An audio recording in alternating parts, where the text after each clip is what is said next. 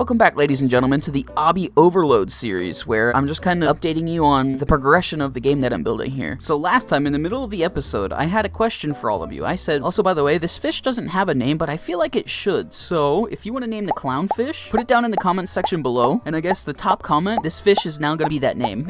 And the outcome of that decision, submitted by Ollie Red, was Flop, with a total of 46 votes. So Flop is the brand new name of this awesome fish right here in the lobby. If I can get my screen right. There we go. I struggled a little bit. But yes, this fish's name is now Flop. We've got some cool stuff for this upcoming update that I'm gonna do. So first and foremost, we have Alien Survival. Look at this. Yeah, this was really fun to code because it was very wonky. But all you have to do is just survive the alien ships for 45 seconds, and then the winning platform spawns in the middle below the text. So Alien Survival, you have to dodge these aliens that are moving around here, and you have to avoid these toxic spills too. I don't think it's that hard. I might up the speed of these, I might tweak them later, but if you're just running around, I think you're okay. But if you do get hit, you're done. You'll never take me alive, aliens. You'll never take me alive. Next up on the list is gonna be Football Frenzy, another one where you have to survive, but this one's a little different as there's some soccer balls or footballs that are kind of just roaming the map, if you will. Yo, you gotta watch out for these. Oh, you gotta watch out for them because they randomly get kicked, and if they collide with you, I think you know what happens.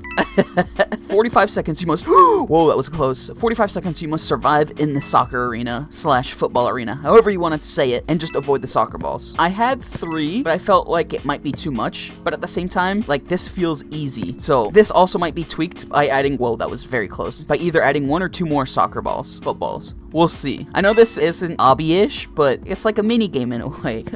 I don't know.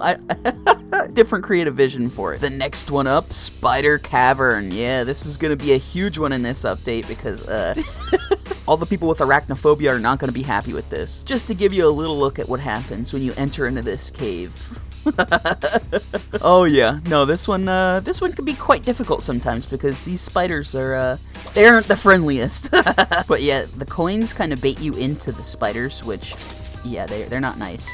If the spiders end up getting you like that, that's what happens. You have to make it all the way down, so good luck.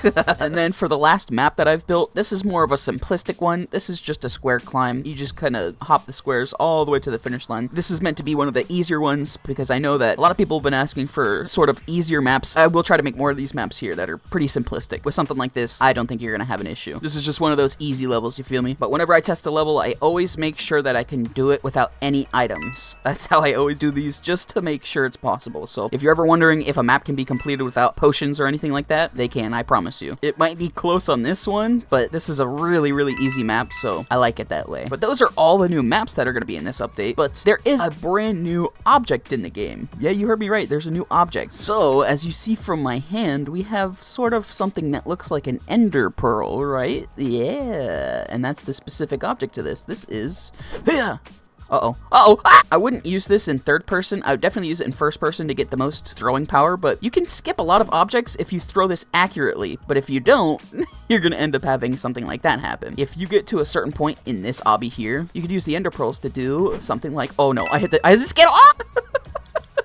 You could cheese up if you throw it correctly.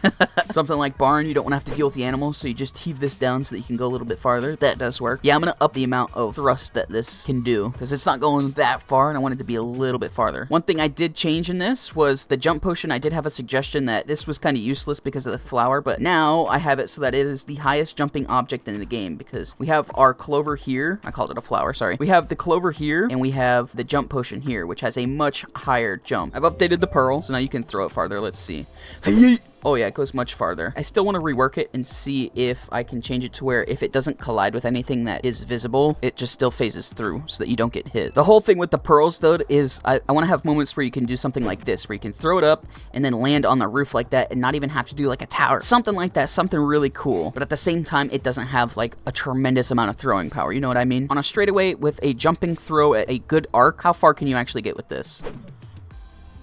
That's pretty solid. I think that's actually a perfect distance for the throw. I feel like it's not too far and it's not too game breaking. Let me know what you think if I should up it or lower it, but I feel like that's a good medium. But I think that's going to be everything in this update. Thank you so much to all of the donators on this list. I appreciate every single one that does submit something. It is going to help for creating new maps. I've been trying to work with a couple people, but they keep ghosting me, so that's awesome. I promise new maps that aren't specifically created by me in the future. And thank you to everybody who's been getting all the wins. If you see yourself, say it. Say you see yourself on the list. Quick, do you see yourself? There's a lot of you. There's a lot in the top 100.